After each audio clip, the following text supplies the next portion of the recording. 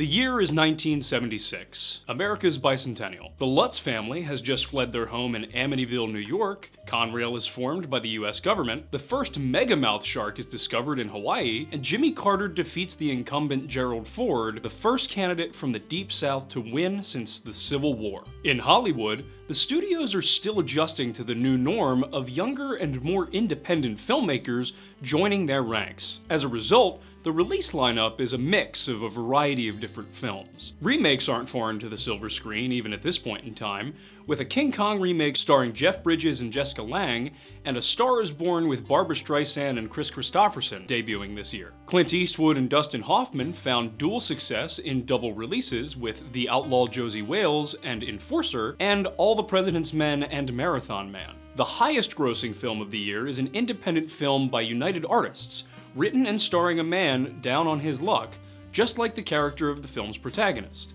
a boxer looking for love and the chance to prove himself in the gritty streets of Philadelphia. That film is Rocky. But amidst the packed roster of films is a movie that was almost prevented from being released in theaters entirely. A movie about a Vietnam veteran patrolling the concrete jungle of New York City, enveloped in a sense of loneliness and anger, waiting for rain to come wash away the scum until he's pushed to bring his own rain upon the filth. The self-named God's Lonely Man that shocked the minds and resonated within the hearts of a variety of different audience members, Travis Bickle, was brought to life by a serendipitous trio, who themselves resonated with the pain of the protagonist, and without a word of consultation agreed to make a film they thought no one would watch, simply because they felt it needed to be made. So let's find out just what it was that made Paul Schrader, Martin Scorsese, and Robert De Niro so captivated by Travis Bickle's plight, and just what it took to make the classic that is Taxi Driver.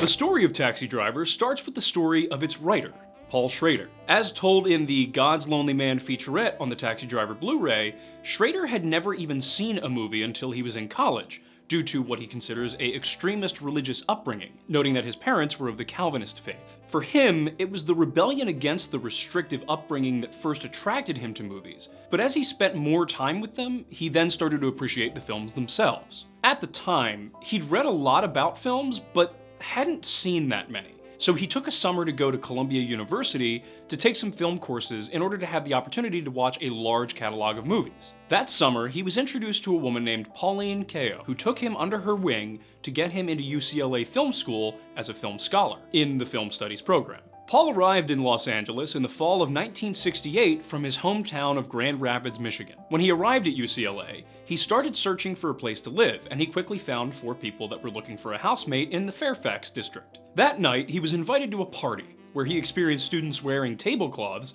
and smoking joints by candlelight, which was an admittedly strong culture shock to the modestly rebellious Calvinist from Grand Rapids. Paul quickly began writing for the LA Free Press, the alternative paper, as he notes, that was a supporter and involved with the Black Panthers at the time. He got involved in anti-war protests and was arrested as a result. For Paul, he notes that there was always the feeling that he was a part of the moment, but within himself, he felt that he was somewhere else, because he wasn't being who he was raised to be. And he tells that the origins of the character of Travis come from the origins of this feeling of dislocation that he had been experiencing while he was staying in LA. As time passed, the feeling of dislocation grew to a breaking point. By 1972, while working as a film critic, Paul found himself in the midst of a collapsing marriage, which was a result of him leaving his wife for another woman. He also left the American Film Institute in protest of George Stevens' policies at the time, despite the fact that he felt like AFI was his home, and the woman that he left his wife for threw him out, leaving him to be primarily living out of his car for a period of several weeks. During this time, at one point, Paul began to feel a very severe pain in his abdomen,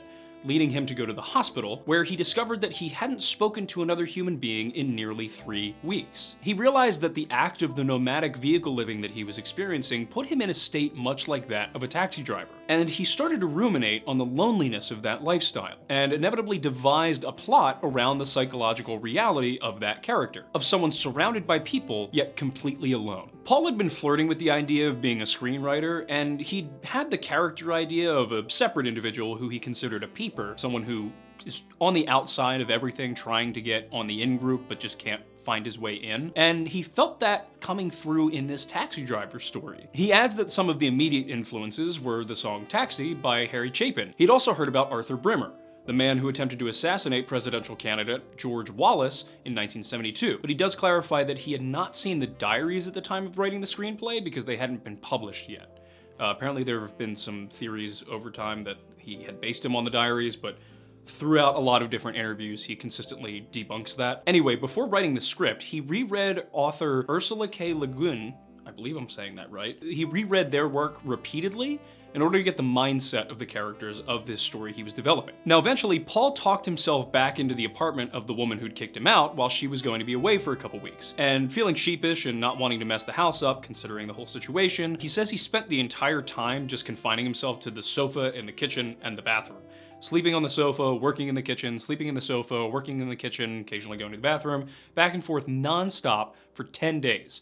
First finishing a 75 to 80 page draft, and then as soon as he finished that, immediately going into a second draft that was about 100 pages of the script for Taxi Driver. When writing the script, he was using it as a sense of self-therapy, at first thinking it was about loneliness. However, after going through the process, he discovered that it wasn't about loneliness at all, but the pathology of loneliness. That it wasn't a character who was lonely by nature, but who was lonely by self-imposition as a defense mechanism. And he reinforces that loneliness through his behavior, until the pathology grew to the point of violence. Now that sort of hypocrisy and contradiction follows him throughout the story, just as Betsy refers to him as a walking contradiction. Paul notes that Travis says, quote, "I have to live a pure life," and yet he's popping pills.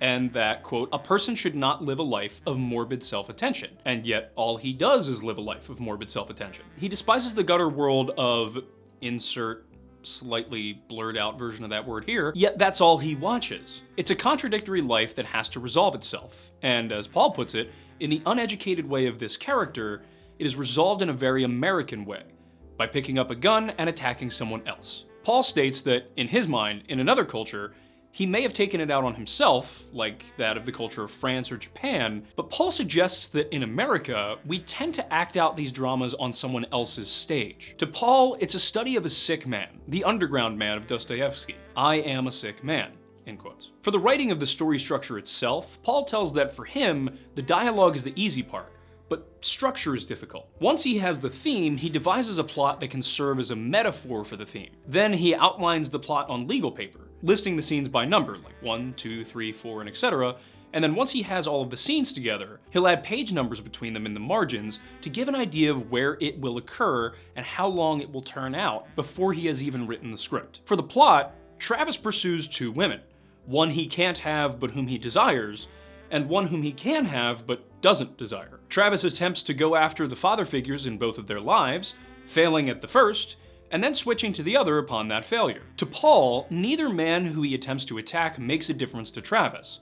The only reason society rewards him by hailing him as a hero is simply because of chance, because he ended up going for the right one.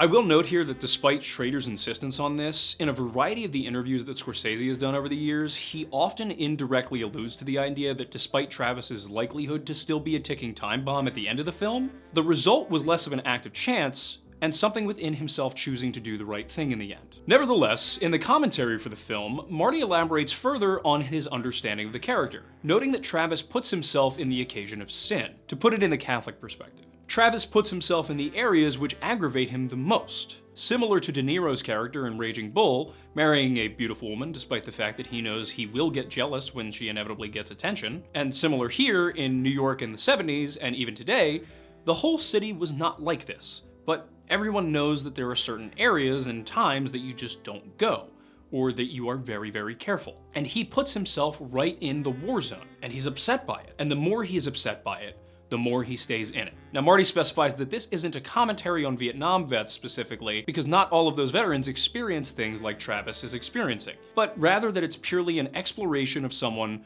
who is repulsed by something, yet surrounds himself with that thing, and then inevitably acts out against it. In a way, acting out against himself. He notes that the point of the end of the picture is that despite everything, he isn't cured, and he's still that ticking time bomb waiting for the next thing to make him go off, noting that the shot of him checking the mirror while the audio sting plays is intended to indicate that he is seeing something that repulses him again, and that is the beginning of the internal ticking restarting. Now, in the 40th anniversary panel discussion featurette, Paul reconfirms that he wrote the script for himself as therapy, and he was surprised at how many people plugged into his own neurosis through the character's psychosis. To him, he was writing about a part of himself that scared him, and he projected it onto the character of this taxi driver, Travis, because he felt that if he could write about him, that it would help him distance himself from that character and what he represented from Paul. And according to Paul, this worked for him. And for him personally, this is a testament to the capabilities that art has in therapeutic natures. And he felt that way not only while writing the script, but even as the process of the development of the film proceeded. And speaking of, let's move our discussion from the origins of the story to how that story found its way into the hands of its director, and began that very process of becoming a major motion picture. In the summer of 1972, Michael and Julia Phillips were enjoying their second year living in Los Angeles by wrapping up the start of their second feature film production gig on the Universal Pictures show that would go on to expectedly be a smash hit, The Sting, starring Paul Newman, Robert Redford, and Robert Shaw. As the final touches were being put into place for the production to begin, they were beginning to look for their next film, and it just so happened that their next-door neighbor at the time, in their home in Tranker, which is a town just north of Malibu, was a new friend named Brian De Palma. De Palma was living with Margot Kidder at the time, and at one get-together between the couples, Brian mentioned that, quote, "There's a journalist doing a story on me that has written a script that he didn't like for himself, but he thought it would appeal to Michael." Brian handed over a script penned by Paul Schrader about a crazy taxi man, and he instantly fell in love with it. He brought it to his partners and paid Paul $1,000 for an option. But De Palma wasn't done bringing talent to the script. Martin Scorsese was barely a director in 1972. He had achieved success with his first Hollywood film, Boxcar Bertha, and was working on finding himself his next line of work in his new home of Los Angeles. One evening at an industry party, he was introduced to another young man by his friend, you guessed it, Brian De Palma, with whom the connector thought they'd hit it off. And that man was Paul Schrader, a screenwriter fresh on the scene after just having sold his first script to Warner Brothers, a neo-noir named The Yakuza. The two got on well, and Paul suggested that Marty read his other script that he'd just written recently, a story about a lonely taxi driver going mad in the streets of New York. Marty read the script and loved it, and he decided that he was going to find any way that he could to make that into a film. He felt that it was the kind of film that he should be making because there was a truth to it that he couldn't verbalize himself, but Paul could. And he felt that it was the type of film that should be made in America by Hollywood. And from that point forward, at every Hollywood party where both he and Paul Schrader were attending, he would find a way to bring up the project to those that they were talking with. And the response was always the same. Make something else first, and then ask again. The reason for this unanimous response is because despite the name Martin Scorsese holding a lot of weight today, at the time he was still very much the new kid on the block. Scorsese had only made 2 features to this point, and his first was a student film that he had then lengthened twice and re-edited for release called Who's That Knockin' at My Door, and his first studio production, Boxcar Bertha. Though successful, Boxcar was, at its core, an exploitation film. And for those unfamiliar, an exploitation film is a film that focuses on commercial success by capitalizing, exploiting, or just otherwise kind of taking advantage of current trends of the day. Especially in the 70s, which was kind of the heyday of exploitation films, some of the relevant topics include sex, violence, race, and subgenres within those. Produced by the king of cult himself, Roger Corman, Boxcar Bertha is a loose adaptation of the Ben Lewis Reitman book, Sister of the Road, focusing heavily on violence in a way that received mixed reviews at the time. One particularly bad review came during the editing process from John Cassavetes, a prolific actor in Hollywood that transitioned to becoming a pioneer of the independent American filmmaking in the 1960s and 70s, who had befriended the young Scorsese and became somewhat of a mentor to him. And that review was, "Marty, you've just spent a whole year of your life making a piece of shit. But you're better than the people who make this kind of movie. Don't get hooked in the exploitation market, just try and do something different." So, with pressure from producers to mentors and a need to prove himself to find his voice, Marty set out to find a story to show that he wasn't just the next exploitation genre picture director, and he found himself with the film Mean Streets, one which reflected much of his life being raised as an Italian-American Catholic in New York City. Now, while on the project, he shared the script for Taxi Driver with the man he felt would embody Travis the most, Robert De Niro. The actor ended up feeling the exact same way about the film that the director did. As it happens, De Niro had another story in his mind at the time of a character that was much like Travis. So when reading the script, it readily resonated with him. As a result, he committed to doing the picture once they were finally able to make it happen. Now I'm gonna add this in here because I didn't get an opportunity to write any of this. There was a lot that happened between 72 and 75 when the production was happening for it, because the film came out in 76. They kind of just were playing like phone tag and production tag with each other in terms of Schrader, Scorsese, and De Niro because of this need to still kind of prove themselves. And so like once Marty was doing a picture, then that kind of, as that was winding down, De Niro got involved with another one, and it just kind of kept getting pushed back and back. And Julia and Michael Phillips were really just kind of trying to like pull everyone together for years trying to get this thing done. There are some interesting stories about that through a variety of the different forms of media that I used for research for this. One of them being You'll Never Have Lunch in This Town Again, which I just got this morning and was reading through just to see if I could add a little bit of detail in there. I'll leave out the fun details from this video. If you have the time and you have interest in Hollywood at this period, and you want to get a little bit of an insider scoop of like what these people were actually like, I will say with a grain of salt, I don't know exactly how accurate it is because I know a lot of people have disparaged Julia after the fact, but it was an interesting read. I'll leave it at that. Now, after all that production tag and trying to get people to stay committed, the time finally came where they were going to be able to do the picture. And that time came as a direct result of the success of Mean Streets and De Niro winning the Oscar for The Godfather Part 2. At that point, Columbia Pictures began to see Taxi Driver as a bit of a deal. As Michael Phillips puts it, since the now acclaimed director and star had committed to the project at their pre-acclaim prices, determined to see the story on the screen. So, with that in mind, and the budget still remaining relatively small given their new status, the film got greenlit, and the passionate trio began their work on developing the project. Despite approval for moving forward, the cast and crew would still find themselves working on other projects prior to starting on Taxi Driver. Scorsese found himself directing another studio project in Alice Doesn't Live Here Anymore, which was a romantic comedy that garnered him even more success both financially and critically. Once that picture was completed, he was finally able to start putting together Taxi Driver. And where better to start than with the cast? Since the production already had its leading man, the job of casting the film began with the supporting roles. In looking for the love interest character for the film, Paul recalls that he and Marty were discussing the character early on, and he said that, well, she's like Sybil Shepherd, but there's no way that she would do this. And then he heard from talent agent Sue Mengers, and she said, "I heard you're looking for a Sybil-like actress.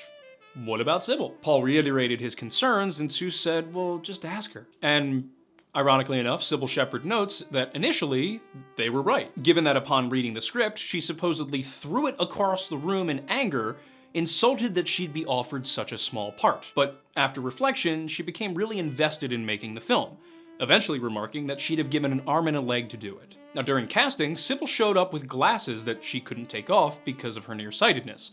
And Marty liked that. He liked the idea of Travis yearning for a waspy blonde that he could never truly aspire for because they come from two different worlds. In his view of the character, it's not love, it's an obsessive objectification. For the role of Sybil's campaign worker friend, Marty initially asked longtime collaborator Harvey Keitel, but Harvey countered the offer, requesting to play the role of the pimp. And that character originally only had 5 lines, but they ended up expanding. As a result, the campaign worker role ended up going to the talents of Albert Brooks. He found the role an interesting challenge, because the part, like that of the pimp, had very few lines in the script, so he would have to improvise a lot, which was especially unique in this case because it was his first time acting as opposed to doing what he was traditionally known for, stand-up comedy. Marty relied on his comedic training to fill in the gaps of the character's dialogue. As Paul later recalled, Marty was quoted as saying, "When you have a boring part in a script, cast a comic." As for the role of Iris, Marty thought to cast the young Jodie Foster, after having worked with her in Alice Doesn't Live Here Anymore. He decided to reach out after having the idea suggested to him by Sandy Weintraub, a creative consultant on Taxi Driver. When Marty called Jodie's mother to offer her the part,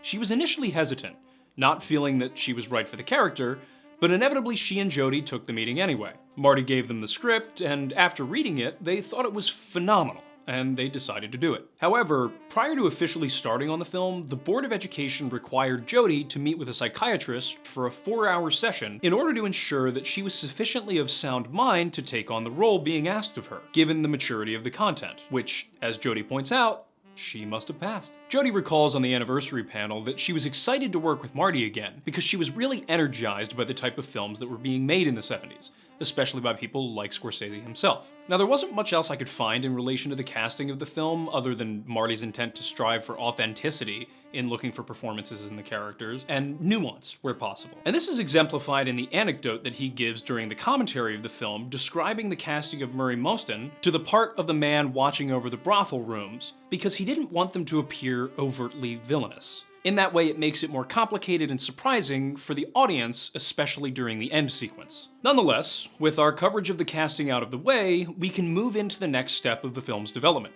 pre-production.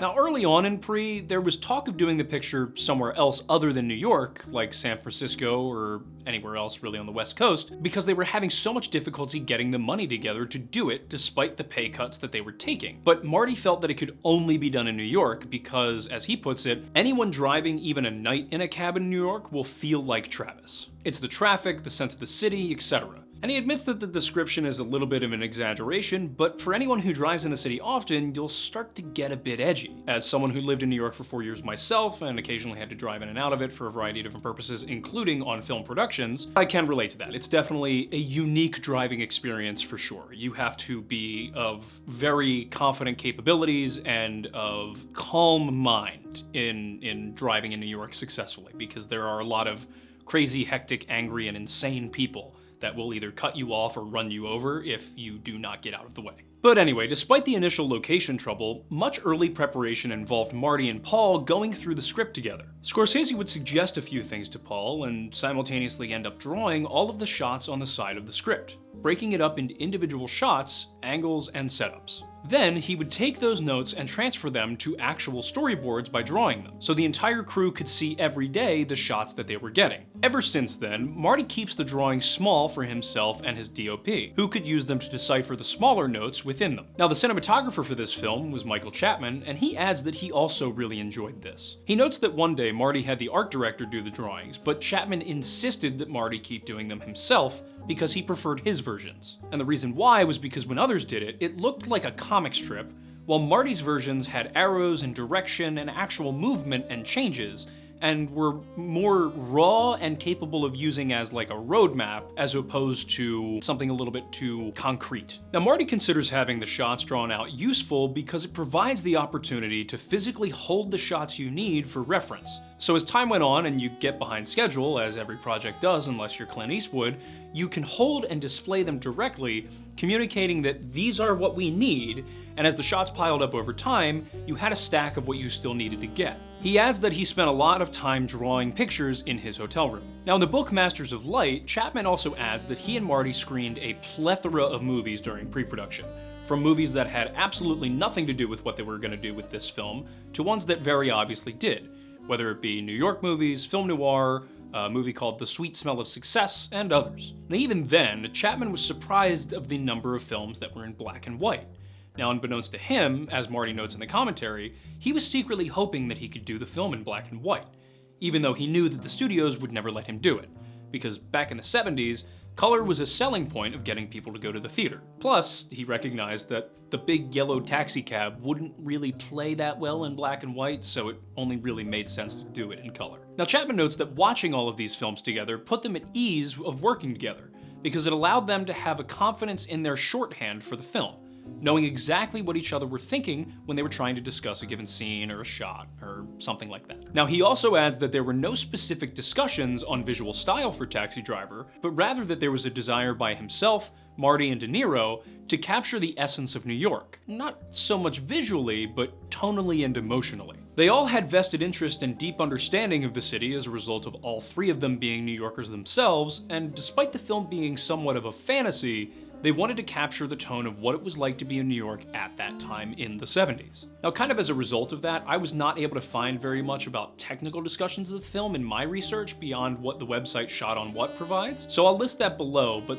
there is an interesting portion of the commentary where Marty discusses some of the camera techniques and the equipment they had to use for the end of the film, of which I'll discuss at the end of the production section. For now though, let's go over some of the general specs for the film.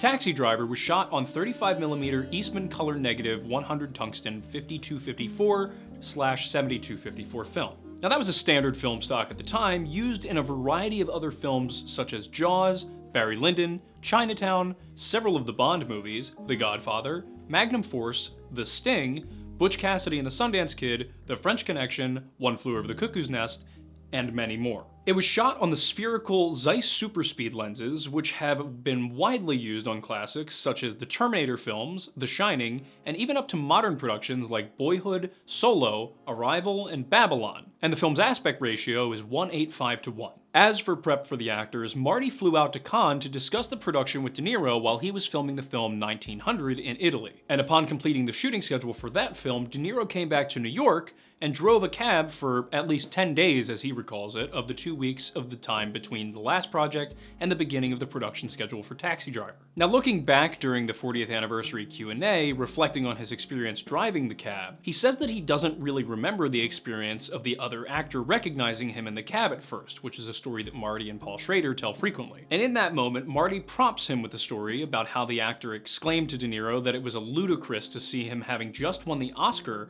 and still driving a cab. And with that, De Niro was capable of recalling that he said to the man in response, "Yeah, I'm still in the unemployment line." Marty also adds that one night he went with De Niro, sitting in the front seat, and got the feeling of nihilism from the experience, noting that it stemmed from the anxiety of never knowing who's getting in, if you're going to get robbed, where you're going, nothing. You have no control over your life, and Bob felt it was perfect for the character. In that time, Bob and Marty went to a variety of different places throughout the city to get the vibe of the film, including Eleanor Cafeteria, a place that was a known hangout for cab drivers. As for Jodie's preparation, it was a bit of an interesting ride. On one of the first days of costume tryouts, the 12-year-old Foster burst into tears in the middle of a department store, thinking that she looked absolutely ridiculous and that her friends would make fun of her for wearing such outlandish clothing that went completely against what she would normally wear. Now, her mom was with her, as she was through the entire production of the film, and in that moment she took her in her arms and hugged her to calm her down, reassuring her that she had to remember the clothes were for the character, not for her. Now, in addition to the wardrobe, Jodie also got first-hand research with a model for her character. The girl you see Jodie walking with in the film is, in fact, a real woman of the night, if we're gonna put it gently, or at least former at the time. And she was about the same age as Jodie. And this girl ended up being a large influence for the character of Iris. As it turns out, Paul Schrader found her while he was prepping for the film. And much like Travis, he paid to talk to her, and brought her to breakfast, where he had Marty join the two of them. And the conversation went much like it did in the film, with the breakfast scene between Travis and Iris, including the girl's mannerisms, the way of speaking, and even the details of the bread being covered with sugar and jam, and the crazy sunglasses. Now, in order for Jodie to get to know the character better, they had the two of them meet in a room at one point. But Jodie, being 12, wasn't really sure what to say or do, so they just kind of sat there in silence for a few hours. Now, Jodie wasn't the only one who got first-hand experience for research into their underworld character. Harvey Keitel recalls at the 40th anniversary panel trying to meet a pimp on the streets of New York during pre-production, because he didn't know anything about it. He was doing a Broadway show at the time, and he knew that some girls hung out around the 9th and 10th Avenue, so he went over to them one night after a show and introduced himself. He told them that he was an actor preparing to play a pimp in a film, pointing to his name on the marquee behind him, and stating that he was looking for somebody to learn from and what it's like to be a pimp. And after a long while of saying nothing as he rambled on, one of the women said, "No one's gonna talk to you." Harvey then sulked away in defeat, but inevitably he did end up meeting someone who claimed to be a former pimp. And they improvised together for a couple weeks, where he taught him what it was like to play the pimp, where Marty would play the girl and the other man would play the pimp, and then they'd switch to where Harvey would play the pimp, and then the former pimp would be a customer. And during the panel, Keitel jokes that they had a very good business together. He adds that Marty then wanted to use those improvised scenes in the movie. Keitel also based his look off of a separate real pimp that he'd seen for years while he was living in Hell's Kitchen. But when it came time to put together the look, the producers didn't want to let him get a wig, so he ended up going to Marty with the idea, and then Marty told the producers to let him get whatever he wants for the part. Additionally, the long red pinky fingernail was also Harvey's idea, based on the stories that he'd heard of guys growing out their pinky nails to snort things off of. Now, rehearsal was, as you'll quickly find, a large part of this film. It was also useful in the development of the relationship between Iris and Travis. To accomplish this, De Niro took the young Jody to diners all around the city for a period of time in pre-production, and he wouldn't even say a word to her. So, over time, as a result, the young Jody got bored and just began to occupy herself, or just start conversations with other people around her, and so on. It wasn't until much later on in her career that she realized what he was doing in those periods, that he was developing the relationship at the most fundamental level, allowing her to get comfortable with him on her own terms. And as that happened, they began to rehearse the scene together at these breakfasts, and she recalls that they ended up doing it so many times that she started to get bored again.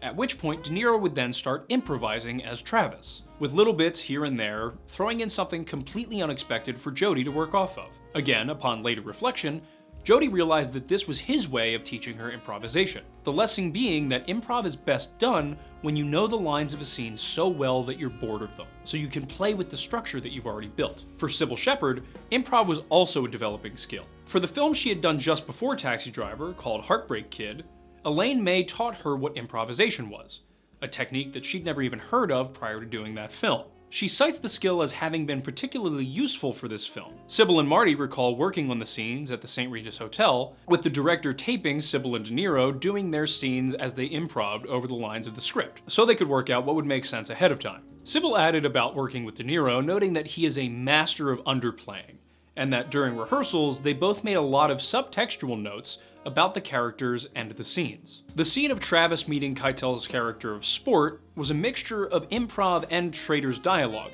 with it mostly being written, but with lines like, "I'm hip, you don't look hip," and "it's entrapment already," being improvised by the two actors. Additionally, the scene of Sport and Jody dancing was not originally in the script, but was a result of Harvey doing improv with the pimp for research, and Marty liking that. Now, Marty and Paul confirm on the panel discussion that most of the improv for the film came from Albert Brooks, largely a result of his talents and the lack of dialogue for his character in the script. Albert notes that he made his character funny like a real person rather than overly comedic, as going too far would take away from the performance and the film. He says that he just played him like a funny guy bored in an office job, because to him, that's who the character was. Now, with much of the character work, the wardrobe, and the camera prep out of the way for the film, it was officially time to move into production. Now, for the sake of clarity in the discussion of the production of the film, I'm going to run through the details as chronologically as possible, and much of this information I'm going to convey to you comes directly from Martin Scorsese as a result of the commentary of the film he did back in the early 90s, during the period in which Goodfellas was released. But I've done my best to supplement with other information to provide a more robust account, so I'm not just repeating the commentary to you, and of which I'll try and note as we go along. Now, some of the information is technical, and some appears more as trivia, but the reason I've kept it is because they are important and valuable details to the way I think it's helpful to understand how productions of films are made, especially as a director, as many of the fun trivia facts stem from a problem arising and needing a rapid solution to prevent the project from completely falling apart. And for my purposes of doing this channel and what this exercise really is, I find that to be really useful and important information, and my hope is that you watching can feel the same way. Or at the very least, it's fun to learn. Now, starting with the opening shot of the taxi rolling through the steam, Marty notes that his goal was to provide the audience with a sense of the taxi and the driver within it emerging from hell, mirrored by the smoke at the bottom of the screen from when Travis walks in asking for a job of driving taxis. Moving slightly forward, the dissolve effect that occurs with Travis walking down 57th Street is borrowed from Jack Palan's walking in the bar during the movie Shane. Travis's apartment was built in an abandoned building off of 88th Street and Columbus Avenue, and this is in fact the same building that Iris's apartment was constructed, along with being of course the location of the climax of the film in the hallway and in that apartment. Marty notes that Pete Savage, the co-writer of the book for Raging Bull, plays the first cab rider, with the woman in the back as a cameo, who unfortunately passed away around 5 months after the film came out. The fire hydrant shot, with the taxi driving through it, was not scripted, but when in New York City in the summer, you have the pumps open, as Marty says. He also adds that the jump cuts in the film are intentional, trying to not have it overly cohesive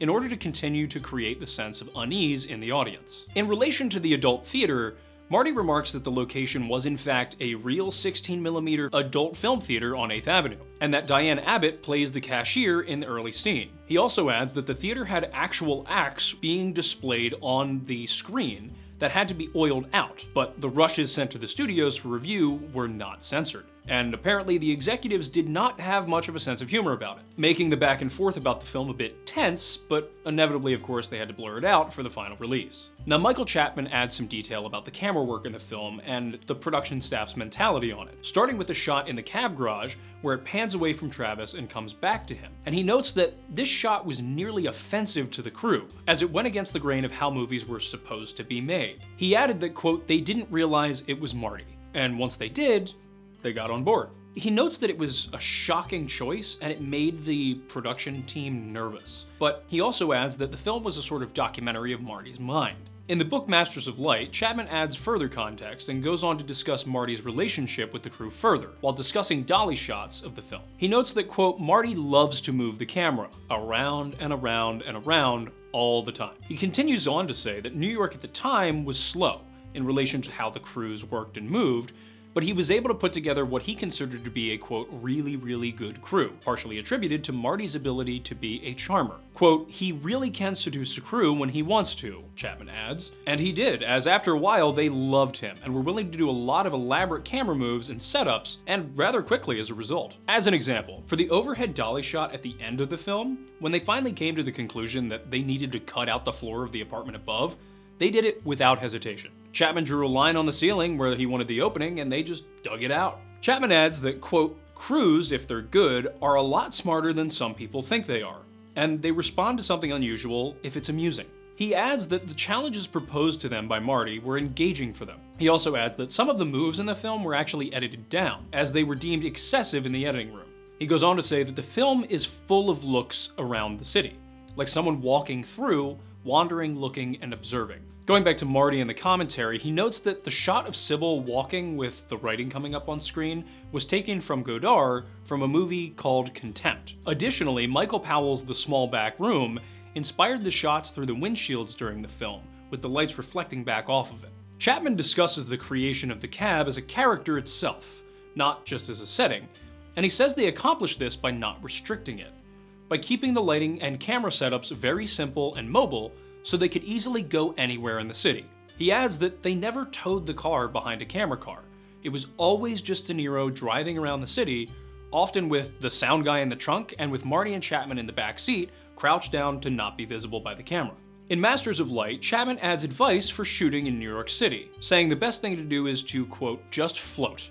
Swim like a fish in the sea of people. Although it's hard because you've got lights and cameras and equipment, to the extent you can, you cool out quite a bit. He also notes that shooting in New York is more chaotic than in Hollywood, and you need people on the crew who understand how to handle people throwing bottles at you, talk down crazy people that are trying to influence and get within the production, and just generally help eliminate the chaos from trying to impede on the production so you can get your work done. Marty adds that David Nichols did the second unit shooting, which is where a lot of the insert shots of the cab and the views of real people on the street came from. Additionally, the scene in which Marty is actually acting in the film was not planned. He was only just filling in for an actor that had an accident during a stunt on another film. And Marty adds that the reason he filled in was because at that point he'd tapped pretty much every actor that was in New York, or at least that he knew, and with everything that was bearing down on them, he just decided, you know what, I'll do it, it's fine, no big deal, we'll get it done. Despite the fact that he was extremely nervous and is still to this day not a fan of acting. On composition, Scorsese adds that he always tried to shoot De Niro in a single frame, but for others, shoot past him and keep them in their frames even if he is separate,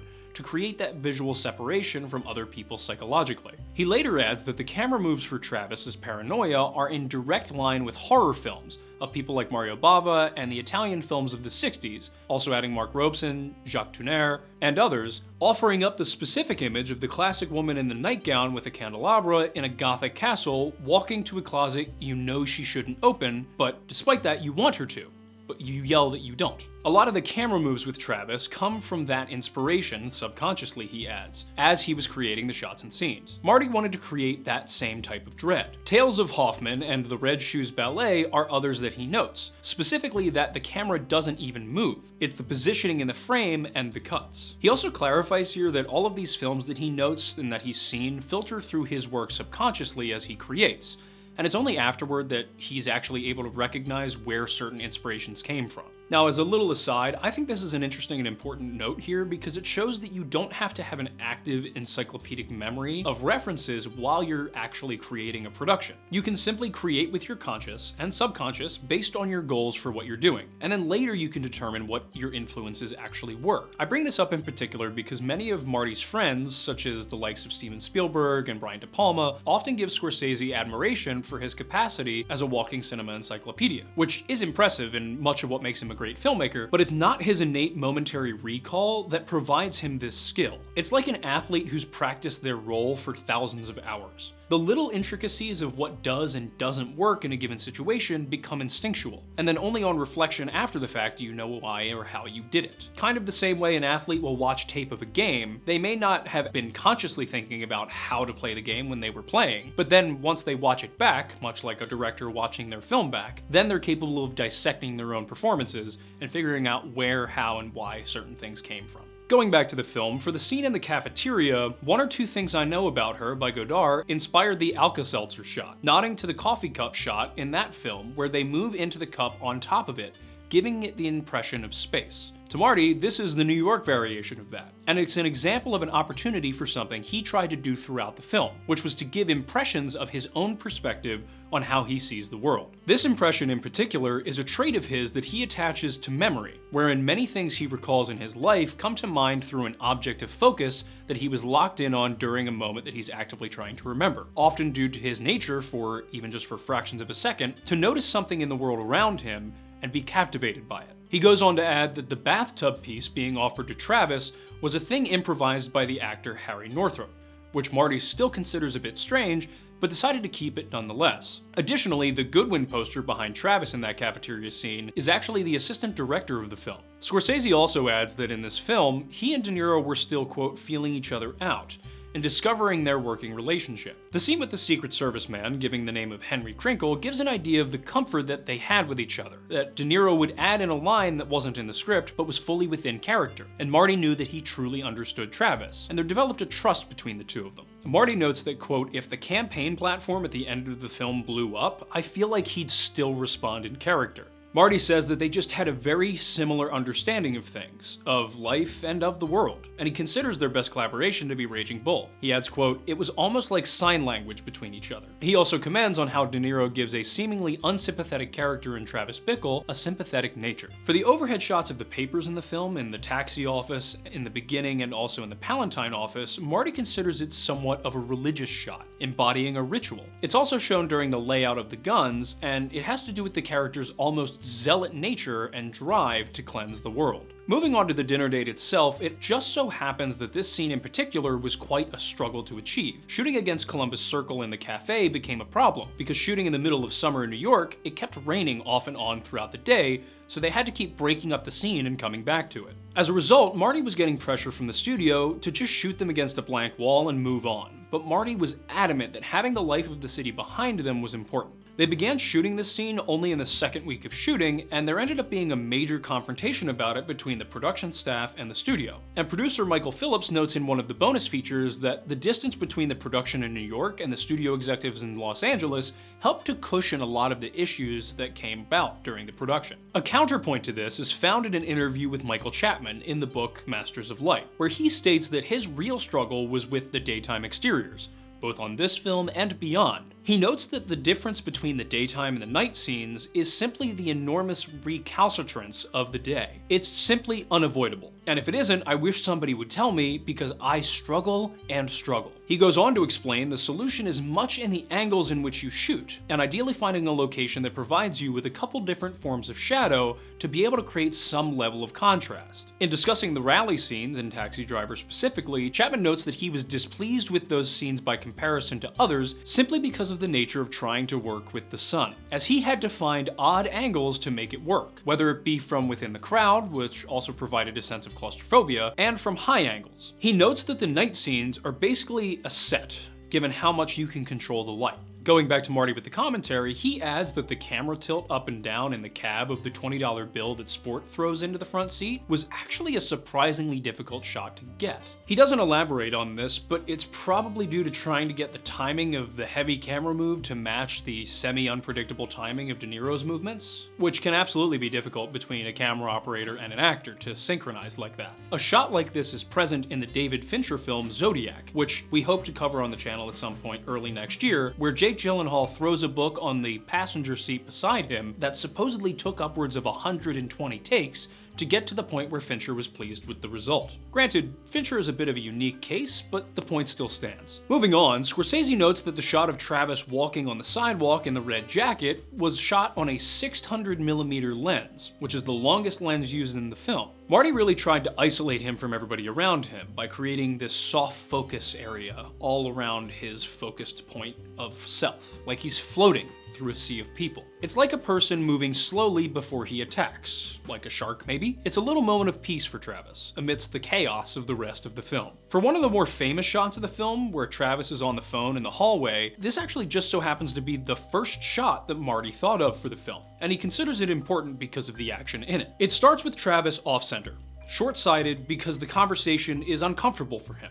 And this should therefore be uncomfortable for us, the audience, as he's getting refused and rejected, etc. Now when it gets to the flowers, the camera then pans to the hall, as if to reveal something, but it doesn't. The revelation comes later, when he explodes and walks out. This was one of the last shots they got on the last day of shooting. To Marty, this shot presented the style of the picture, where the camera moves provide a sense of anxiety, a sense of uneasiness, tracking to that empty hall. On what the audience might be thinking in that moment, he says, quote, "Is that his soul? The emptiness in his heart? Or is it something about to happen in the hall?" It was the idea of keeping the audience off balance all the time. He notes that that was the piece.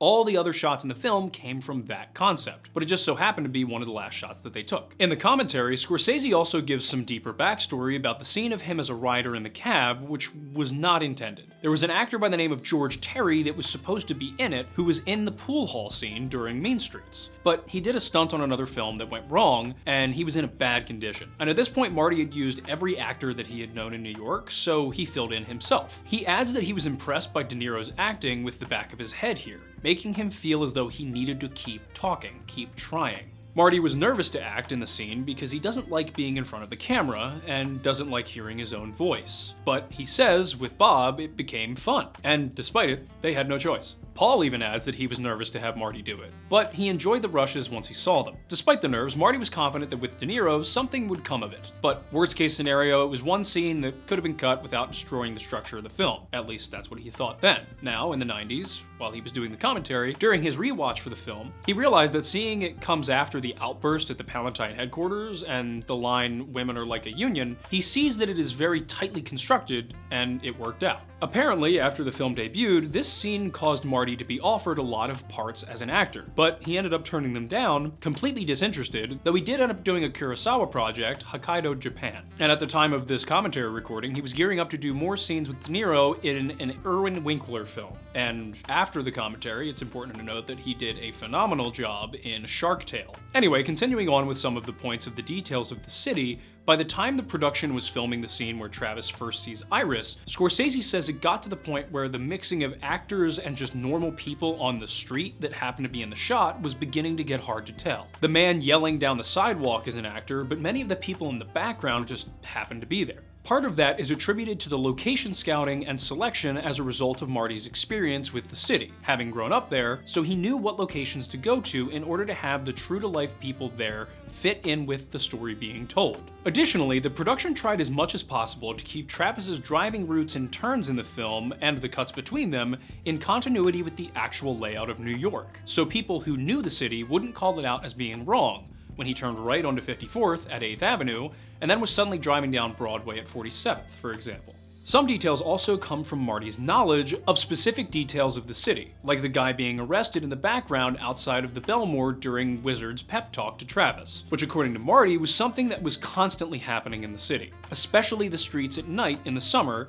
at that time, along with people like half-naked junkies laid out over car hoods and things like that. There was a shot of just that visual in the film where he and Andy were going into the hotel that they inevitably chose to cut from the film. Now, while we're on the subject, that conversation by the cab with Travis and Wizard, who's played by Peter Boyle, Boyle says that in his performance, he was trying to convey that this is a man, quote, trying to give advice to someone who is beyond help, and that this is another instance in which improvisation was utilized. About the crew and influences on the film, Scorsese notes that the shorter Secret Service guy with the camera during the first scene in which Travis is interacting with them was a stuntman called Vic McMurdo, and that he went to school with Marty at NYU. They both had studied film together, and they often worked together as well. Then Vic ended up going to Vietnam and serving as a halo jumper, came back, and went into stunt work. Vic was very influential with Travis's look later in the film, specifically the mohawk haircut, which was brought about via some pictures that Vic showed to Marty of guys in Vietnam who would cut their hair like that.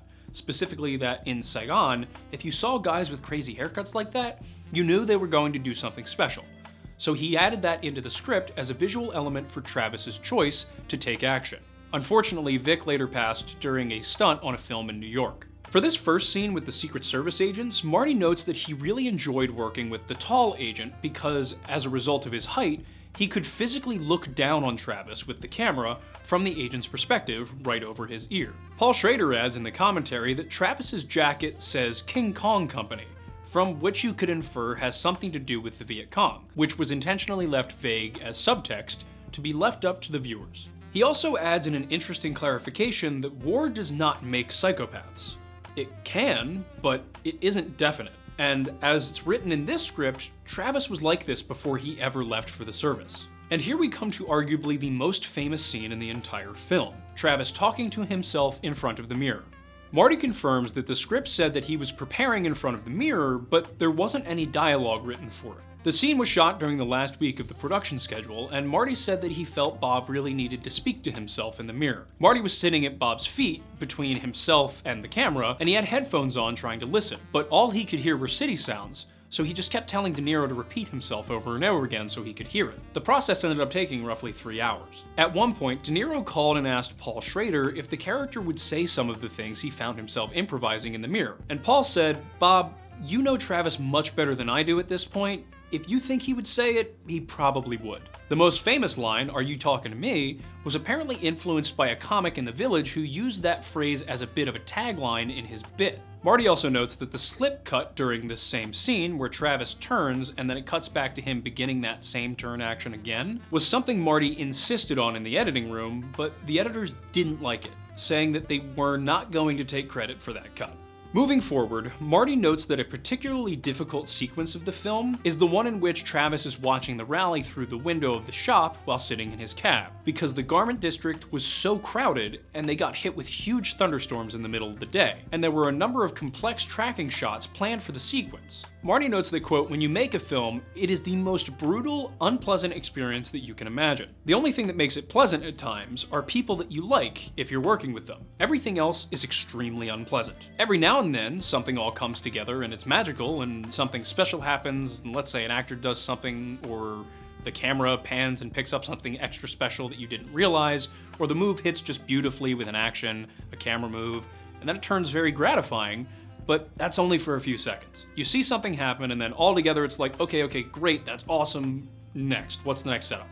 And then the torture starts all over again. There's no break," he adds. As we move into the sequence with Travis and Iris in the apartment, for some of the more inflammatory scenes where she was maybe a little too close to De Niro in a given situation, they were required to use body doubles of an appropriate age. And amidst the struggle to find an appropriate stand-in, the production found a convenient solution in Jodie Foster's similarly sized, yet 8 years her senior, sister, Connie Foster. As previously mentioned, this set was another part of the condemned building that Travis's apartment is in. Marty discusses in the commentary that as a result of the sets being constructed within the building, they were very small, and they only had one wild wall from which they could shoot. For those unfamiliar, a wild wall is a fake wall that has been constructed to be removed from a portion of a set that it normally sits in relation to the geographical continuity, so the crew can free up space for cameras and lights. Now this was needed for a difficult shot where Travis puts Iris on the couch, and he does a 360 around the room with the camera following, and then goes back to Iris,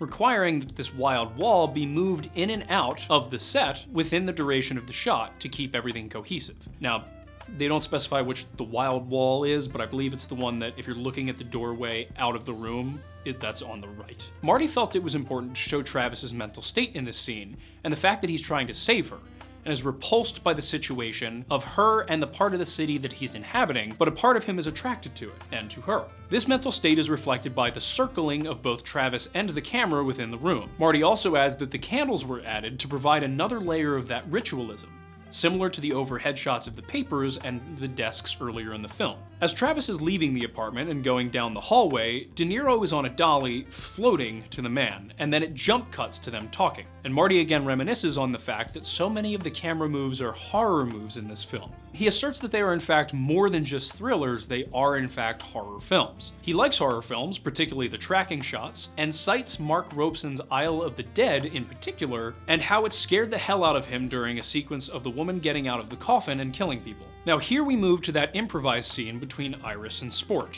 one of the two that weren't anywhere in the original script. Paul elaborates that all scenes in the script were from Travis's point of view initially, because anything else would bring them into the normal world and out of his head, making him look definitively insane. But Marty asked Paul to write an Albert Brooks scene and a scene between Sport and Iris, both not from Travis's point of view. Paul was initially hesitant, but he wrote them nonetheless. In the end, they ended up not using the one with Albert and Palantine, and the one with Sport and Jody, they later cut with 2 establishing shots to show Travis is outside, so there's somewhat of a continuity of perspective. Marty found it important to show this scene depicting the relationship between Sport and Jody, to show that he wasn't beating her or drugging her or anything like that, because from Scorsese's perspective about that point of view, this was her family to whatever extent you can consider that at the time, as unfortunate as that is. Now looking at this comment from the 90s about a filmmaking choice in the 70s from our current societal lens might bring up questions of motivation, especially in a post-Epstein world where we're led to wonder why would showing her and Sport's relationship in this manner differ from if he were beating or drugging her? Does the tenderness of the trafficking excuse the trafficking?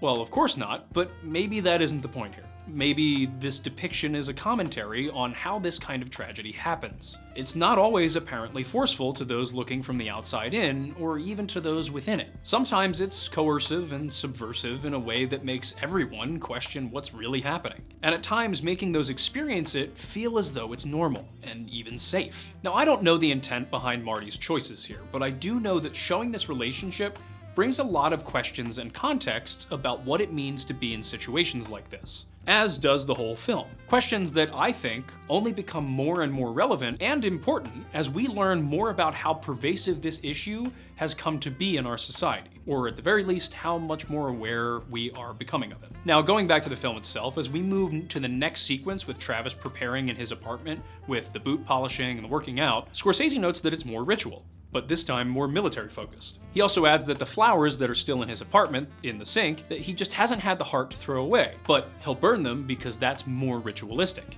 It's more purifying. And at this point in the film, he feels he can do it now because he has his mission. He can now burn Betsy away for his prime focus. Marty is reminded of the ritual preparation in other films, in particular Virgin Spring, where the protagonist preps to go kill a man who assaulted his daughter, and he goes into a sauna and whips himself with branches to cleanse himself before committing the ritual act of murder. Speaking more on character design, as we arrive at the scene in which Travis's mohawk is finally revealed, you might be surprised to find out that this hairstyle wasn't real. Travis's mohawk was actually a bald cap and wig that had to be made from scratch every day by the effects supervisor Dick Smith. Smith details that De Niro would, in the manner of a perfectionist, inspect the cap and wig every day, looking for the most minute imperfection. He would also glue his actual hair down to his head as flat as he could in order to achieve the desired effect. The reason for all this complexity is because De Niro was not able to shave his head due to a commitment to The Last Tycoon, which was being shot directly after the Taxi Driver's schedule concluded, where his character would require long, scraggly hair. Marty adds on the anniversary panel that during the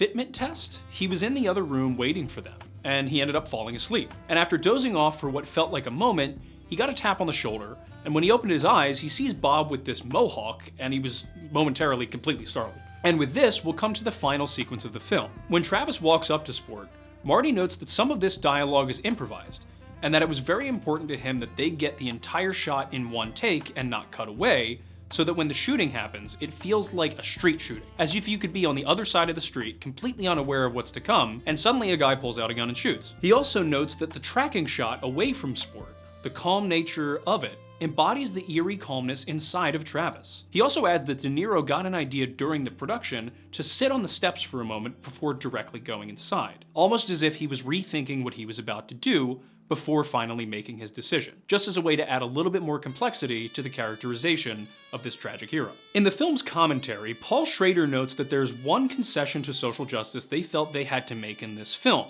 and that was to change the ending. Due to Travis being ratherly overtly racist through the entire film, they had to change the race of the men that he kills at the end of the film from black to white, to prevent the film from being excessively socially volatile. Schrader feels that in a novel, you could have kept that element of racism in there for this psychopathic character, but in a film, you just didn't have the ability to do that, because it became socially irresponsible to take it that far. And as the film was released in the 70s, he notes that it's not as repugnant as it could have been. Schrader proclaims that the character of Travis is racist because any character who perceives themselves as low on the totem pole of society, they are going to find a way to pick another person that must be below them. That is how the contradictory neurotic frustration comes out. They blame all of their problems on XYZ individual or group in order to absolve themselves of that responsibility. He also adds that in his opinion, racism is the attitude of a loser. A winner does not need to be racist as a loser does. He clarifies that the change was in particular an idea of Marty's, and he hadn't realized it up until that point, but once he did, he immediately recognized that for the sake of the success of the film,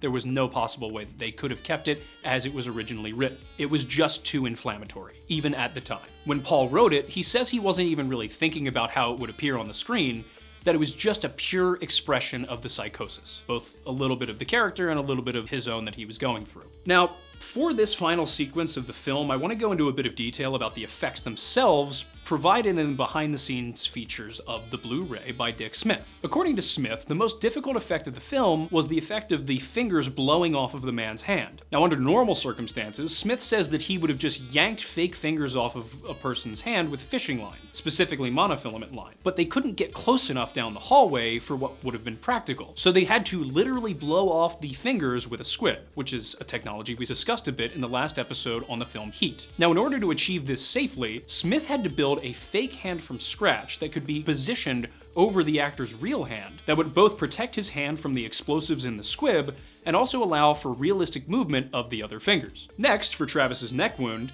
he explains that this was a layered effect, with fake skin over a flesh layer with a tube that would pour out blood when the fake skin was ripped off, and that this was actually achieved by that monofilament fishing line from down the hall, because the distance was short enough where it wouldn't be as problematic. Smith also adds that after each take during the filming of a scene, they would take Polaroids of each effect for continuity in later stages of shooting. The reason they did it after every single take was because on the day, you don't necessarily know which take is going to be selected until after the day is completed, usually during previews of rushes after everybody is done working, and then the above-the-line production staff then have to re-watch everything they've shot in order to determine what they believe is going to end up in the final film, and then that way the production staff the next day knows which images they have to match, because all of them are going to be slightly different. Now, moving to the man who gets shot in the face, Smith placed nodules filled with blood on his face and then pasted over them with flesh-colored strips, which then had a fishing line attached to each of those individual nodule covers,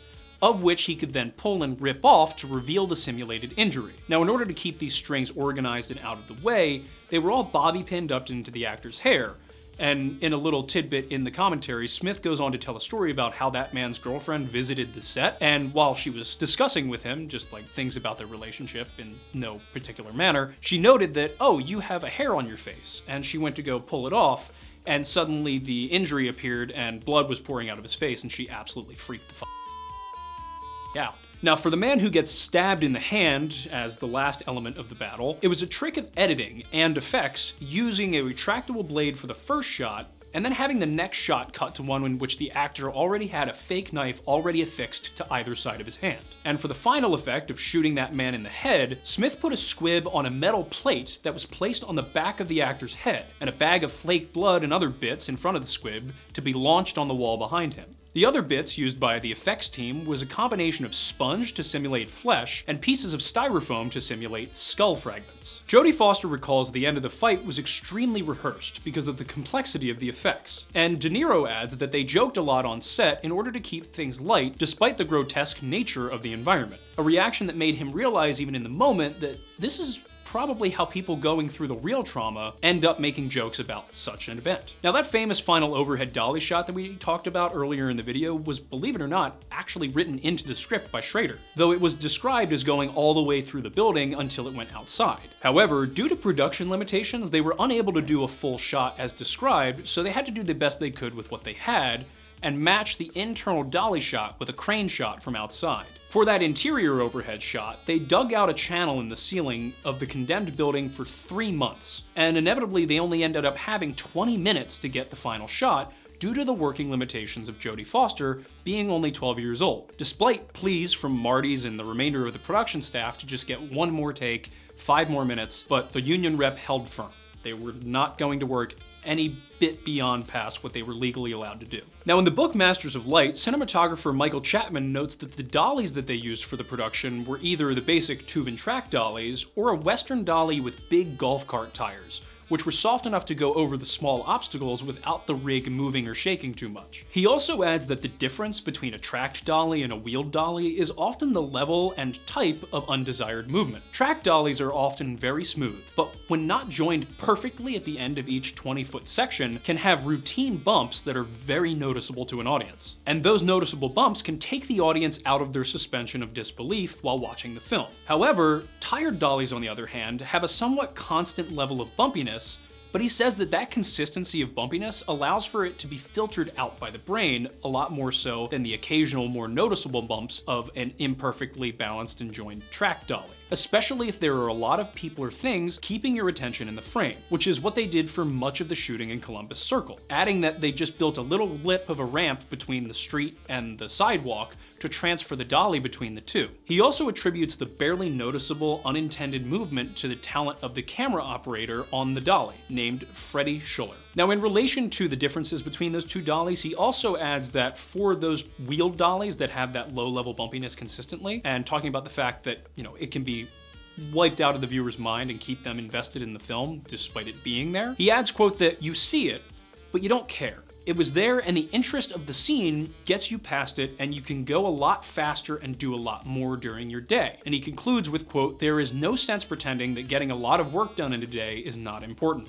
It is, especially on a film set. For advice on working with dollies, Chapman says to, quote, know what you have to do and impose yourself on the reality. Make it work. Make it do what you want it to do. The eye and the audience will accept all sorts of things if there is a continuity to your idea, if you know what you're doing. And even if you don't, as long as you think you know what you're doing and what you're doing is there, what you're doing may even be dumb, but any order is better than disorder. Any visual order inherently has a kind of acceptance in the audience because they want, or the unconscious mind wants, order. Now, going back to the commentary, Scorsese concludes that the end of the film, after Travis drops Betsy off, things seem calmer with him now. But that final look in the mirror, combined with the music sting, indicates that there's no such thing as a guy like this staying calm for long. Especially that look, and those eyes, says Marty, adding that there was a Michael Powell influence, along with looks and moves in Robert Altman's work. Now, that look specifically in the mirror where he grabs it and checks out something that we don't see as an audience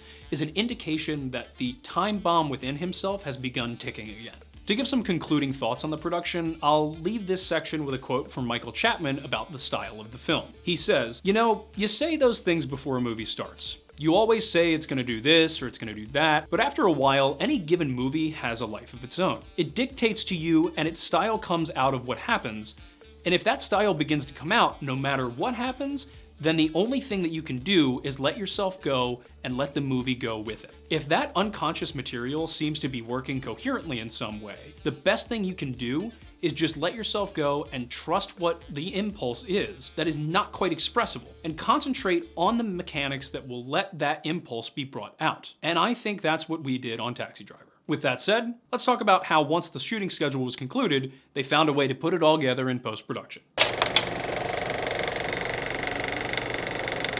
Now, as we move on to the post-production stage, there's a note by Marty in the commentary that no editing was done during the duration of the shoot, because they were entirely focused on just getting the schedule done and over and completed. However, as a result of this, it was only at the end of shooting that anyone actually looked closely at the contract for the film and realized how tight of an editing turnaround they were facing. Now, in order to complete the film by the deadline, they brought in 3 editors for the film. Now, at one point, Marty was editing portions of the final shootout and found himself struggling. And one day during the edit, his friend Steven Spielberg stopped by to see how things were going. And he actually ended up helping Marty cut that shot together. Marty also ended up teaching one of the editors during the process that if you hold on a shot long enough, though the audience will kind of grow bored or tired of it initially, they will start to reinvest into it, wondering why it's still going on inordinately long. That is, if there truly is a meaning to it, and if so, that meaning will subconsciously be conveyed. Now, some of the most intensive editing for the film occurs during the final shootout sequence, and to a greater extent than you may think. Scorsese mentions in the commentary that when Travis gets out of the cab to initiate the beginning of that final sequence, from that point forward, they changed the printing style of the film completely, printing from a positive print of the film, adding steps to the process, in certain ways reducing the quality of the image and making it grainier. Now, that was one part of it, but this specifically has to do with the issues that the production had with the MPAA and the film's R rating, with them wanting to cut more and more of the violence out, and it got to the point where Marty felt he couldn't cut anymore. So he was inspired by what John Houseman did with Jack Hillard on Moby Dick in the 1950s, in which they shot the film with 3-strip Technicolor, and then found a way to fuse black and white and color together in different ratios in each shot. So it had the effect of almost being a hand-tinted film. He adds that a lot of the prints made subsequently to the original release of the film are in Technicolor, but that was not the way the film was originally colored. Marty adds that he applied this technique to Moulin Rouge as well, but with Moby Dick it was really a style of choice for the whole film.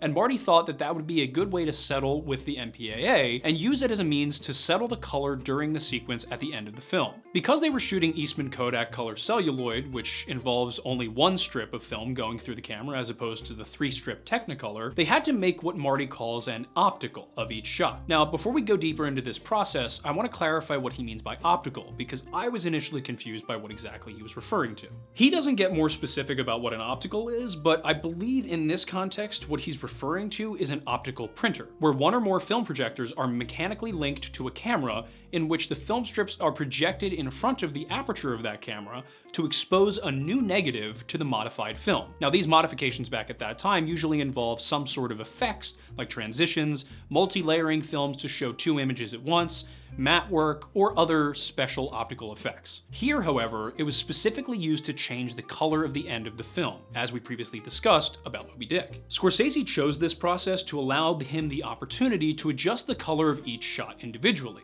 by projecting 2 versions of the film over one another, 1 in color and 1 in black and white, with a base color film of either green or brown, of which he chose primarily brown for this process, and that's why this sequence has a bit of a sepia feel to it. This allowed him to adjust the ratios individually to time the vibrance of the blood. He adds that during this process, the editor would then ask, okay, so shot 1, what do you want? 40% color, 60% color, 80% color? And Marty would say, okay, shot number 1, let's say 60% color, and 40% black and white.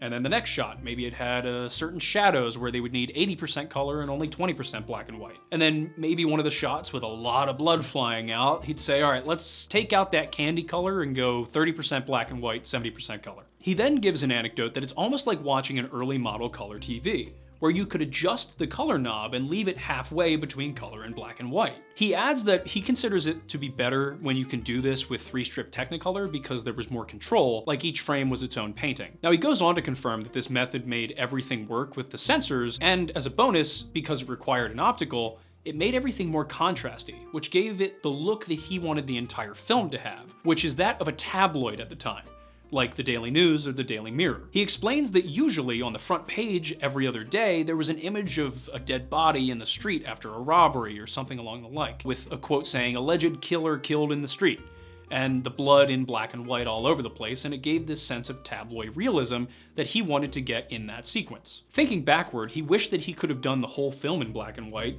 as a nod to noir films that influenced him for this project, but they had to do color because it was a selling point at that time in the 70s, as previously mentioned, but he tried to design as much of it as he could as it would work in black and white. Now, Scorsese's second choice was to try and do the whole thing in the previously mentioned method of color timing with black and white and color, in order to be able to get that look throughout the entirety of the picture. But he remarks that, of course, that would have been more expensive, and as the whole thing would have had to been done through an optical, and then an interpositive at the end. Now, the entire sequence is an interpositive from the shot mentioned, where the color was only slightly taken out, but the important part was that it was noticeably grainier of an image due to the interpositive. He adds that Dan Perry was the one who helped him with that interpositive printing for that added graininess, and he also did the titles of the film. Scorsese goes on to say that this gives the film a feeling of going into another world. And unfortunately, as they went into production, he gave up this dream of doing the whole thing through an optical, and inevitably reverted back to shooting it normally. Now, despite kind of making it work here, for the Laserdisc re-release of the films back in the 90s, they tried to change the colors back to what they originally were for Laserdisc, but the negatives for the film at that point were just too far damaged, and they were never able to actually get them restored enough for a proper transfer. So we're stuck with the desaturated colors that the MPAA required. Now, I personally have my own questions about this process, considering what we've already previously discovered about film printing and how it normally works with single-strip celluloid. With the utilization of adjustable printer lights for color timing, I wonder why he wouldn't simply just use this typical color timing method via printer lights. He could have shot the whole film on 16mm as opposed to 35mm to achieve the graininess that he was looking for, and then just timed down the red at the end with the printer lights. That workflow would have been cheaper, given the price of 16mm versus 35mm even at the time. Granted, night shooting would likely have been a bit more difficult trying to get good exposure values on 16mm when you're out in the streets of New York, and realistically it was probably another matter of executives trying to sell the film, as the better quality of 35mm is more appealing to audiences than 16mm. And I'm sure it was also partly that Marty just wanted the opportunity to try the technique used by filmmakers that had come before him, and I can completely understand that desire. Moving on to the final element of post-production that I can present to you, arguably the most famous part of the film, at least for some people, and that is the score. This was actually the first film in Marty's career in which he worked with a film composer, as most of the music in his other films up to that point was comprised of what Paul Schrader would call needle drops, cues of existing songs in the world that were repurposed for the film. This is the same situation he put himself in while he was developing the shots for this movie. While Scorsese was creating the shot lists and storyboards for Taxi Driver, he notes that he was listening on repeat to Van Morrison's TB Sheets, which was a 9 to 10 minute bluesy song. Marty adds that much of this style of working came from how he was raised, citing that he was always listening to different kinds of music as a kid, to the point where he tied music to how he saw the world. He considers Van Morrison a great poet, and adds that Morrison's song is where the initial shot of the cab coming out of the steam came from. However, Marty knew from the beginning that this movie would not be done with the strategy of needle drops that he had done before. His reasoning was that Travis doesn't listen to any music, so it wouldn't really make sense to have songs in the film. Marty told producers Michael and Julia Phillips before pre-production even began that the only way that this film could be made is if it was scored by Bernard Herrmann, as he was so moved by his work with Hitchcock in Vertigo and Psycho and Marnie in Paris. Marty tells on the Q&A panel that he met Bernard Herrmann through Brian De Palma, shocker I know, while he was scoring his film Obsession, which Paul Schrader also wrote, and got Herrmann's phone number while he was in Amsterdam and Herrmann was in London. Marty called, asking him to take a look at the script for Taxi Driver, and Bernard responded, "I don't do films about cab drivers." Marty discussed it further, and Herrmann said, "Okay, meet me in London." He read the script and liked it, particularly the detail about Travis eating cereal with peach brandy in it. Now, after the deal was worked out, Herman wasn't able to come out to Los Angeles, so they had to send him black and white duplicates of tape over to London. He had a call with Marty after they sent the duplicate tapes of Travis working out of his apartment, and Herman told Marty that he now understood the picture and that it needed to be all brass. No strings, all brass, because it reflects the iron will of the character and the physical strength he wanted to achieve. This was the only artistic insight that Marty got from him about the score. Later on, Marty went to London and was talking with Herman about the plans for the score, and he said that he was going to mix in some jazz within it, that he felt that he was onto something new. Tom Scott did the alto sax and wrote the sax jazz solo, chords, and bars of music that you hear at the beginning of and throughout the film. Marty asks Michael about making the deal with Herman, and Michael says that Herman was impossible to wrangle, and adds that he kept quitting the film. Herman arrived in London after a decade-long self-exile, and arriving at the airport, he went straight to the return counter to buy a ticket back to London, and he had to be brought back to LA to do the job.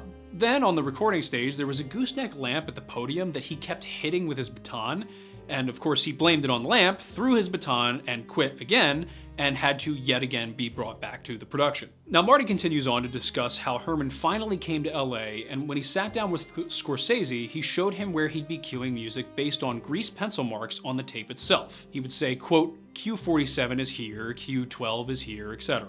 They ended up using every cue except for one. When the cabbies come out of the cafeteria and there are some, as they put it, young toughs walking by, which sounded a little obtrusive to them. It was only about a 15 to 20 second cue. Marty recalled that when he first had to change one of the cues in the dubbing stage, that he was a bit scared, and adds that they were all a bit scared of Bernie. He continues that after spending some time with him in London, talking about his work with Hitchcock and even in the Sinbad films, they were able to become friendly. Now, despite Marty's insistence on Herman, Paul adds that Marty told him that he wanted two existing songs in the film, one by Jackson Browne and another by Barry White. But Herman said no, because, quote, the only person who does music in a Bernard Herrmann film is Bernard Herrmann.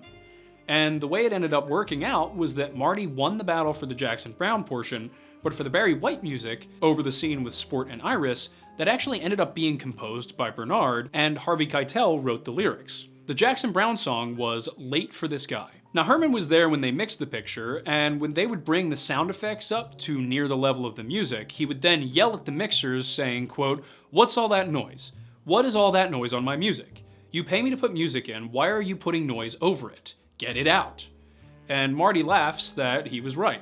It was much more eerie to have the sound effects way down by comparison to the music when he's driving around. But the reverse was done in the shootout, where the music is only brought in at the end as the camera had the high angle shot. Now, Marty goes on about the sting at the end, noting that as they were wrapping up the final session with Tom Scott for the end of the film, Scorsese told Herman he felt they needed the little something at the end. And Herman goes, oh, you want a sting? And Marty replied, yeah, I guess that's what I mean, because he had never heard that term before. Herman played a few notes on a xylophone, and during playback, it still didn't seem quite right to Marty. Herman simply said, play it backwards, and walked out of the studio. That was the last time that Marty ever saw him. Herman, after that, went to dinner with Barry Cohen, writing music while at the restaurant, and then the next morning, he passed away. According to Marty, that morning, John Williams was the one to show up at the hotel and take care of the body. Now, as a little aside about editing, Marty discusses some of the films of his own that he likes to watch, such as The Last Temptation of Christ, because the music is so nice in his opinion, and Goodfellas because it's so funny.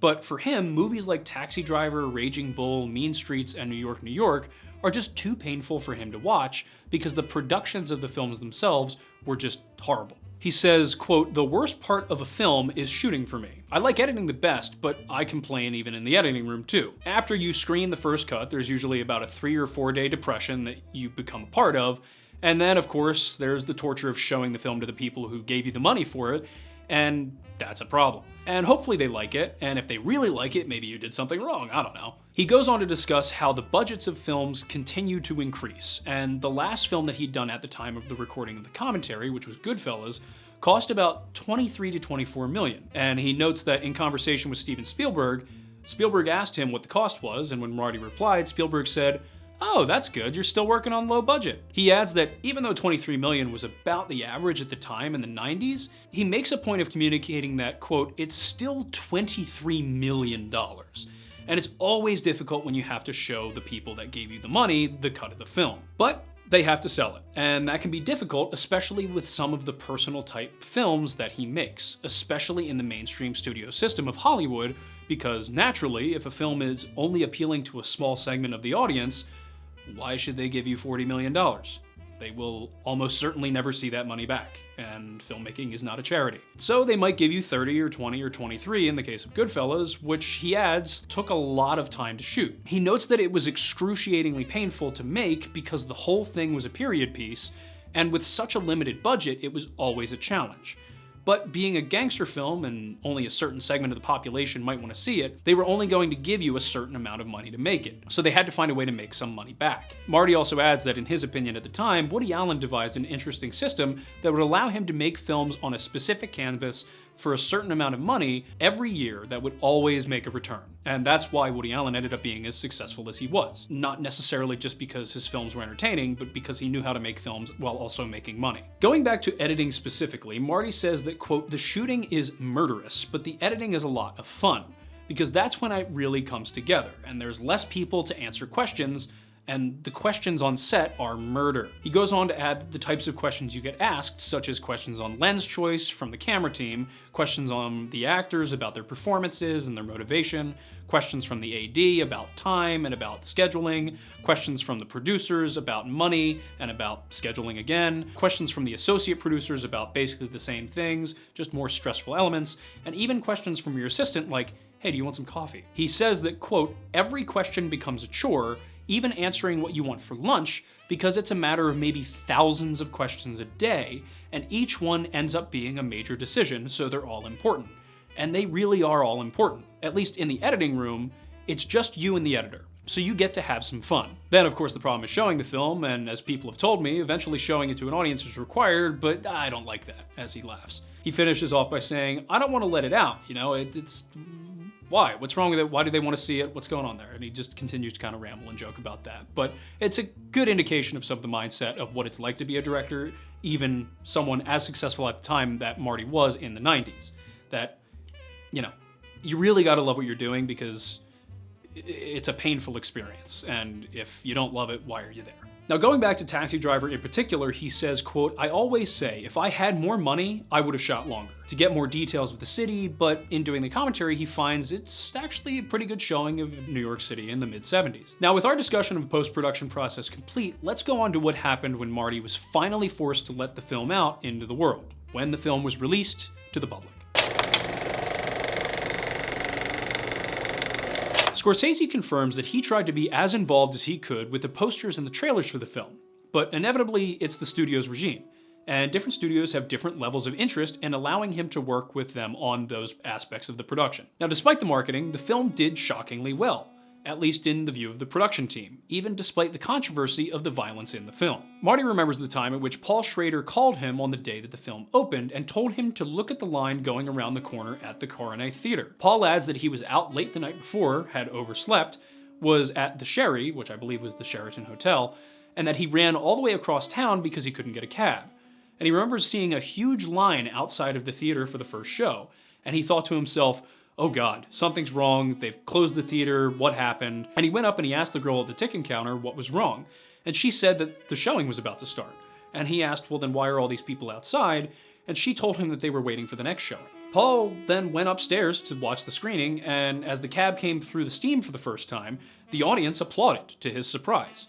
And Paul attributes this to some kind of New York groundswell. Marty also adds that at the time of the panel discussion in which this was revealed, he had no idea that this had happened. Now, the narrator of the Blu-ray commentary notes that some people claimed that the violence ruined what was otherwise a thoughtful film, while others note that the investigation into the mind of a violent psychopath and what can or may happen under the wrong circumstances doesn't justify those actions, but it does help inform the audience about the conditions of the individuals in the world, and potentially even something within themselves. Marty also talks on the criticism that he's gotten from the fact that Travis is not in any trouble with the police after the events of the climax of the film. But Marty always envisioned it as something along the lines of the cops discovering the situation, a guy shooting up a bunch of low-end criminals who were maybe in a building owned by somebody in organized crime, and they just hush it all up, there's no charges, and the guy comes out a hero. And he adds that stranger things have happened in New York City, so he never really found it questionable. He notes that it was often people from Europe who were surprised by it. Now, for this idea of him being a hero, Paul Schrader reflects that Godard said, quote, "Every film becomes commercially successful for the wrong reasons," and that he suspects that there is truth to that. But he supposed that that's just the way things are in pop culture, and that the element of the film that caters to the violence is balanced by the film showing the psychotic element of the violence as well. Now, Marty adds an anecdote about their time at Cannes later that year.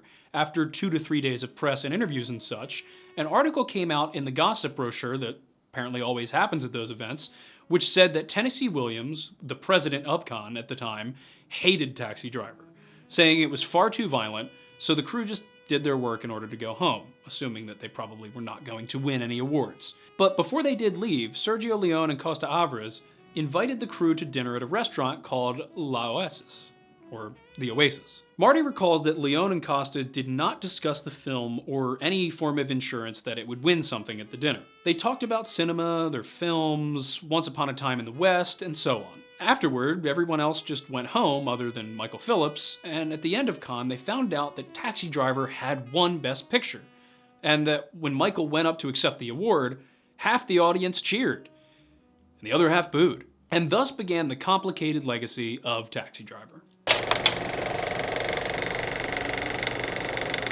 Taxi Driver is a film that has persisted throughout the ages, for the right and wrong reasons. Some commend its brilliance for the depiction of mental illness and loneliness, while others mark it as an inspiration for would-be wrongdoers. At one point, Paul Schrader had a man show up in his office, demanding to know how he found out about him. The man told Paul that he had never been a taxi driver, but Paul could see that he was very much like Travis. Schrader told the man that his pain was not unique, and that it's something that many others have gone through, and the important part is to understand that he is not alone. Paul Schrader adds that when Reagan was shot, the FBI actually showed up to his office and asked him if the shooter had attempted to make contact with him, and if anyone else was involved. Paul notes that people like the shooter are more inspired by the collection of life and culture than one specific movie. Now, in that Q&A panel discussion, Jodie Foster says that she believes that the topics such as those in the film need to be investigated through art, not avoided. Paul adds that, quote, "If you censor this kind of thing, you'll still have the pathology, you just won't have the art that investigates it." Now, I'll personally add here an important point that I think was left unsaid, that the more we understand the dangerous things in our society, like people with the type of pathology as Travis, the more we may be capable of recognizing it in our own lives, and potentially stepping in before things reach the point of no return. Had Wizard, the other cab driver, known or understood more about what Travis was going through, he may have been able to more effectively help him, rather than a fumbling pep talk to somebody he believed was already too far gone. And it doesn't take much with this kind of thing. You don't need to be a hero, nor are you expected to be, but a small act of kindness can go a long way. There are a variety of different instances in which this has occurred throughout human history, and it's an interesting trend how kindness, empathy, and love truly do have a much greater impact on people comparatively based on input versus output of energy, by contrast to something like hatred or violence or anything like that. Going back to the film, Schrader believes that it persists in the cultural consciousness due to the truth within it. Marty adds that, quote, "I felt like I needed to make it. I really felt that way at the time. If I knew how to verbalize it, I wouldn't have needed to make the picture." Despite this, he still felt it was a labor of love and that not many people would actually watch it. For the award season, the late Bernard Herrmann was nominated for both Taxi Driver and Obsession for an Oscar. So, according to Marty, he canceled himself out. Marty was there to pick up the award for him if he won, and thought it'd be funny if he won for Taxi Driver, because it was the last thing he did, giving the man a proper bookend to his career, from which he started with a win for an Oscar, for the first thing he did, All That Money Can Buy. Now, De Niro did a bit before the screening of the film at the 40th anniversary Q&A panel about the "Are You Talking to Me" thing and how that has persisted as a legacy in and of itself through time and culture, and remarks on how it's basically every day that somebody has said that to him. So it's a little bit of a love-hate relationship for him on that. Paul also adds that he and De Niro donated much of their memorabilia of the film to the University of Texas Austin, including the jacket. Now, here I come to a tangent of mine, which at this point you would probably be expecting, and that is of something that is almost entirely irrelevant to the film itself, which you may not be expecting, and that is of a brief segment in this movie where we find the talents of a man named Gene Palma, the street drummer who used shoe polish in his hair that Marty found and snuck into the film in a way in which the studios couldn't remove him. Gene is one of those rare examples in life that I feel deserves more attention than one might normally give, and it seems Marty felt that same way in some extent as well. And I don't know the exact reasons that Scorsese put him into this film beyond a symbol of life in New York, but I'll tell you why I'm glad he did, and give you a little backstory on Gene himself. Gene Palma seems to me to be the embodiment of the philosophical quandary: if a tree fell in the forest and no one was there to hear it, would it make a sound? Now I say this because I find his life fascinating. Gene Palma, according to the article I Meet the Taxi Driver Drummer by Paul Curiazzi, was 13 years old when he saw the movie Hollywood Hotel, in which renowned drummer Gene Krupa plays. And from that point, Gene Palma decided that he wanted to be a drummer. He started out by learning on pots and pans until his father bought him an actual drum. Palma's goal was not only to play like Gene Krupa, but to, quote, be Gene Krupa in spirit, as Palma put it. And when Palma was 35, the movie The Gene Krupa Story was playing at a New York theater, in which they also had a Gene Krupa sound-alike contest. Paul entered the contest and won, and his prize was a pearl drum and 4 hours at Gene Krupa's house. Quote, I really got inspired by meeting Gene in person, Palma noted. After playing at various cafes and tea houses in New York City, Palma became a street performer 5 days a week, other than during the winter. Palma got paid $172 for Taxi Driver and $30 for the John Ritter movie Hero at Large. Writer Bobby Fischer for Albatross Studios adds raw details of Palma in the following quoted passage. Palma's fingernails were yellow and split like the edges of a sun-bleached oyster shell. His resume was wedged under an armpit cloaked in synthetic blackwatch plaid, a leisure suit inhabited by a man who looked like leisure would only come with death. Lifetime accomplishments scribbled on an old piece of stained cardboard, a list of talk shows, and a movie by a well-known director. Quote, I like that Rudy Valentino cat, that's why I put polish in my hair. Rudy did that, he muttered in a syncopated style akin to Krupa's drumming. He stood in a Chelsea tub, cheap white tile as his backdrop, waiting for the camera's click. Quote, one day a real rain's gonna come and wash the scum from this bathroom. The tungsten lamp was gel-less, a mistake which produced a film hue similar to the complexion of his fingernails, his life, and the city 25 years ago. Quote, dirty gold. Bobby Fischer closes with the detail that in 1980, he was on the streets of New York City with his friend Frank, and they came across Gene Palma, drumless. Where's your drum? Frank asked. Someone stole it, Palma said calmly, but I know who took it. Palma stands out to me so much because he's basically the epitome of someone who had a dream and stuck with it no matter what. He wanted to be Gene Krupa in spirit, and he did. He even got to meet the man. Then he continued on his own journey. Not for fame, not for money, but simply for the love of the drum. He didn't care. He put shoe polish in his hair because that's how he wanted to present himself to the world. Now, as someone who thankfully was supported in chasing his dreams and is currently still far from doing what he initially set out to do, despite being very happy with where they are, it's a bit of a shock to the system to see such a pure representation of a man without compromise to his goal. Now, we can all get caught up in needing to support ourselves, wanting to have fun toys or clothes if we can afford them, or bending to the will of the social structure that surrounds us. I, for better or for worse, have done that often in my life. But I think Gene struck me as a realization that my passion for film might not have been as large of a motivating factor for me in the last half decade or so as I thought. That is much of why I decided to start this channel in the first place, as a reinvigoration of my love and knowledge of film to hopefully prepare me for stepping back onto a film set in not too distant in the future and show you guys some of the stories that I've been hoping to tell for some time now. And believe it or not, as of last week, we may have actually figured out what that story is likely going to be for the first production that we're hoping to do. And the goal is that before June, we might actually be able to shoot it. That's a really ambitious goal for where we are right now as a company and as production capabilities are. But this is the most digestible option that we have had and run into. So we'll keep you updated. As time goes on, we'll see if it's going to end up being more likely or not. And you will be the first to know about each stage of the production, post-production, and hopefully even release. But for now, that's it on Taxi Driver. I appreciate you watching. I hope this was entertaining and informative to you. This was extremely informative to me, as each one of these investigations have been, and I've been really enjoying it. other than standing here for 4 hours, losing absolute full mobility in my back as it's been tensed up. I decided not to go for the chair because it felt weird. So let me know if you like this new format or if you prefer me looking awkward sitting in the chair. Nonetheless, thanks so much for watching. I appreciate your time, and hopefully we'll see you again next time on Silver Retention.